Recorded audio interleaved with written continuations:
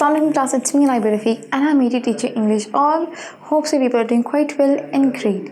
So class, आज का जो हमारा लेक्चर है that is basically story writing. ठीक है जी, ये भी रिलेट कर रहा है हमारे इंग्लिश भी यानी हमारे ग्रामेटिकल पार्ट के साथ ही. अब class previously if you all remember हम लोगों ने अपना क्या स्टडी किया था, हमने प्रीवियस लेक्चर में किया था लेटर राइटिंग पर वर्क अप. ठीक है, and how are we supposed to write the letter and all that stuff we have discussed it previously. अब क्लास अगर आपको एक और बात याद हो, जब मैंने आपको लेटर राइटिंग पढ़ाया था मैंने आपको एक चीज़ बताई थी कि हमारे पेपर में जब क्वेश्चन आता है we are given a choice that either we should attempt a letter, a story और डायलॉग. तो उसमें से हमने अपना एक कॉम्पोनेंट तो कर लिया, वो था लेटर. ठीक है, तो हम आज इस कॉम्पोनेंट पर वर्कअप करने लगे हैं that is story writing.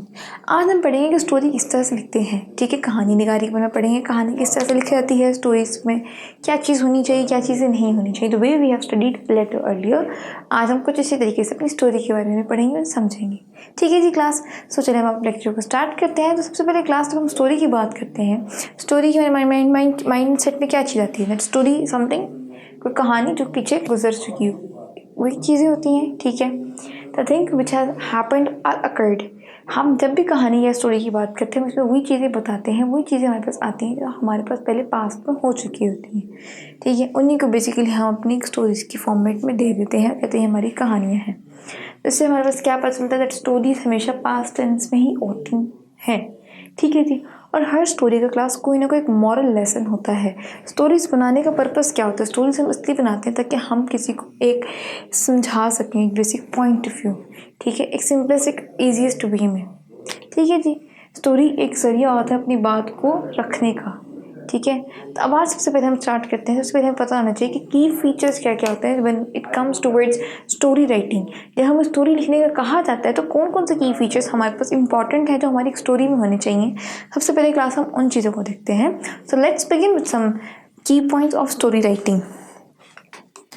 So class आप लोग डिस्कस करने लगे हैं कुछ की पॉइंट्स को जो कि हमारी स्टोरी में ना बहुत नेसेसरी है. So have a focus over here. तो पहला पॉइंट क्या है क्लास, कि जो हमारी स्टोरी का प्लॉट होता है वो बहुत ही सिंपल होना चाहिए. The plot of the story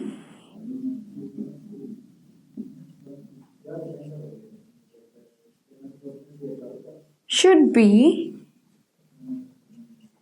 natural. तो जो हमारा एक प्लॉट होता है, हमारी स्टोरी का जो मेन पॉइंट आप इसको समझ लें, वो बहुत एक नेचुरल रियलिस्टिक सा होना चाहिए. ठीक है, and it should be simple as well. Natural and simple. अब सेकंड की पॉइंट हमारी स्टोरी राइटिंग में क्या होना चाहिए, have a look over here class. There should not be any grammatical mistake. So second की पॉइंट क्लास हमारे पास क्या था कि हमारी स्टोरी में किसी भी किस्म के ग्रामेटिकल मिस्टेक या एरर नहीं होना चाहिए. ठीक है, मैंने आप लोगों को पहले भी ग्रामर में टेंसेस और ईच एंड एवरीथिंग पंक्चुएशन बड़े किन्हीं इन चीज़ों के बारे में पढ़ाया था. तो आई होप आपकी कोई भी गलती नहीं होनी चाहिए.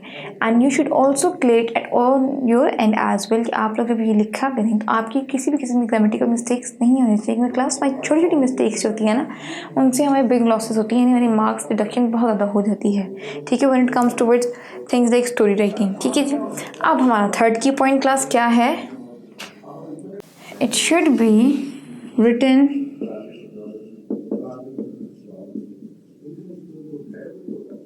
इन पास्ट टेंस.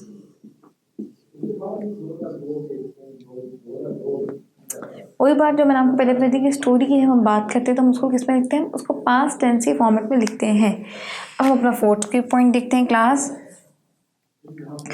जो हम क्लासिक स्टोरी की बात कर रहे हैं, हमारा प्लॉट सिंपल है, हमने ग्रामेटिकल मिस्टेक नहीं है, टेंसेस हमारा पास्ट टेंस होना चाहिए.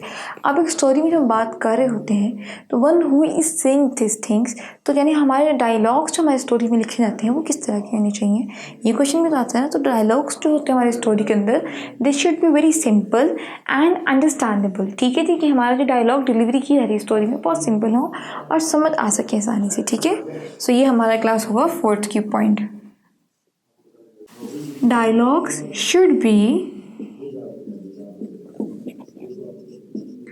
simple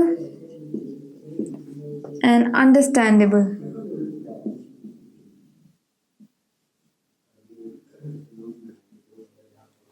ठीक है, और उनका एक बहुत इम्प्रेसिव इम्पैक्ट भी आना चाहिए। हम बड़े सिंपली चीज़ को रखते हैं ना किसी के सामने, उसका बड़ा इम्प्रेसिव इम्पैक्ट भी आता है। ठीक है, and have impressive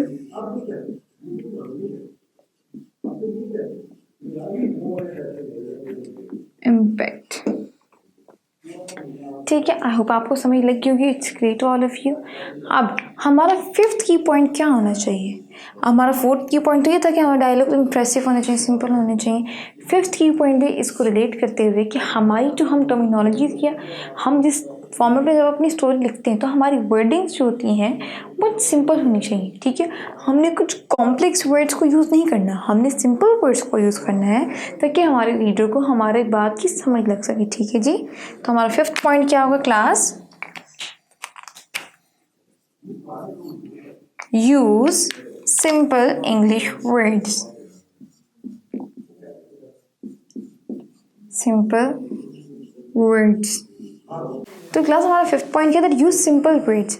जब हम स्टोरी लिखते हैं ना तो हमें चाहिए हम सिंपल वर्ड्स को यूज़ करें, बिकॉज अगर हम स्टोरी में कुछ हाई फाई डिफरेंट वर्ड्स को डिफिकल्ट वर्ड्स यूज़ करेंगे तो हमारी स्टोरी बनाने का पर्पज सारा इन वेन हो जाएगा।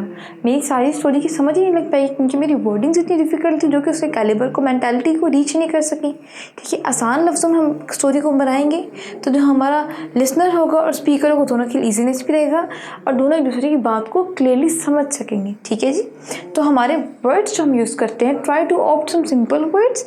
ठीक है, yet meaningful as well. Simple और उनका मीनिंग स्ट्रॉन्ग उनको समझ लग जाए। ठीक है जी क्लास, तो ये कुछ की पॉइंट्स हैं जो इंपॉर्टेंट है हमारी स्टोरी के लिए। I hope it's clear to all of you. उम्मीद करते हैं आपको इसमें किसी भी किस्म की क्वेरी नहीं होगी। नाउ क्लास, अब जो हम करने लगे, we are gonna write down a simple story.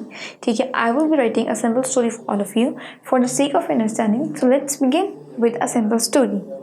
Okay class, so let's have a look on the board first. As you people can see, I have mentioned a simple story for all of you. तो हमारी story क्या class? A farmer and his son. तो class ये हमारी एक simple story है। ठीक है, हम इसको रीड आउट करते हैं, फिर हम देखते हैं जो हमने की पॉइंट्स आपको मैंने अर्लियर बताए थे, क्या वो की पॉइंट्स हमारी इस स्टोरी में इनकॉर्पोरेटेड हैं कि नहीं। ठीक है जी class, so let's begin with reading of the story first. So as you people can see over here, once upon a time there lived a farmer in a village. He had 3 sons. They always quarreled with each other. The farmer was much worried about them. He advised them to live in a peace, but all in vain. One day he fell ill and he planned to advise them for the last time. He sent for his son. They came at once. He asked them to bring a bundle of sticks. When they did so, he ordered them to break the bundle one by one. They tried their best to break it, but none of them could succeed. तो class आपने देखा हमारा पहला paragraph जिस तरह से start हुआ, that once upon a time, एक दफ़ा का जिक्र है। ठीक है जी, स्टार्टिंग हमने इनिशियली स्टार्ट उसका बिल्कुल एक पास्ट से किया, बिकॉज आपको मैंने बताया था कि हमने जब स्टोरी लिखनी होती है उसमें पास्ट टेंस इनकॉर्पोरेशन रखते हैं। चलिए सर हम सेकंड पैराग्राफ रीड कर लेते हैं, फिर उसको एंड पे डिस्कस करते हैं अपने की पॉइंट्स को भी। At last the farmer untied the bundle of sticks and asked them to break it one by one. Everyone broke his sticks quite easily. The farmer then advised them if they were united like the bundle of sticks, no one could harm them, but they would be ruined if they were divided. So they had a very good effect on them. So they began to live peacefully, and the moral is union is strength and united with stand, divided we fall. तो class अब मैंने आप लोग को जो की points बताए थे, ये आपको सैम्पल स्टोरी भी रीड करके बता दी। स्टोरी का बेसिकली पर्पस यही था, इसमें बेसिक ये बात बताई जाती है, एक दफ़ा का जिक्र एक किसान था, उसके 3 बेटे थे, उनमें आपस में बहुत लड़ाई झगड़ा रहता था। तो उसने अपने बच्चों को किस तरह से एडवाइस किया, that he advise them with the sample of sticks. ठीक है, कुछ बंडल ऑफ स्टिक्स के जरिए, छड़ियों के जरिए अपने बच्चों को एक सिखाया कि इत्तेफाक कितना होना इंपॉर्टेंट है आपस में। ठीक है जी, उसने जनाब अपने बच्चों को कहा छड़ियों की वो बंडल को ब्रेक करो, स्टिक्स के बंडल को, उनसे नहीं हो पाया। जब उसने उनको अलग अलग कर दी तो एक एक स्टिक उन्होंने आसानी से तोड़ दी। मतलब फार्मर ने इस तरह से अपने बच्चों को एक एडवाइस और एक नसीहत दी कि कितना अहम है कि यकजहत एक साथ रहना। ठीक है जी, अगर हम लोग अलग अलग रहेंगे, आप लोग सगे बहन भाइयों की भी, तो लोग आपको आसानी से नुकसान पहुंचा सकते हैं।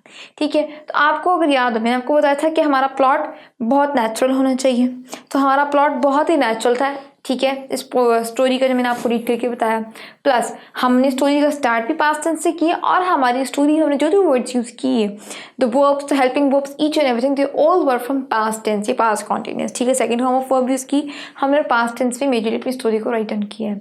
फर्दर मोर जो डायलॉग्स होते हैं, मैंने आपको बताया जो डायलॉग्स होते हैं वो सिंपल और इंप्रेसिव होने चाहिए। अब फार्मर्स के जो डायलॉग थे, किसान के क्या क्या डायलॉग थे, किसने अपने बच्चों को बुलाया, उनसे कहा कि बंडल ऑफ स्टिक्स को लेके, बड़े वो नेचुरली वो बोल रहा था, बड़ा सिंप्लिसिटी के साथ ही वो सही, बड़ा इंप्रेसिव उसका इम्पैक्ट आ रहा था।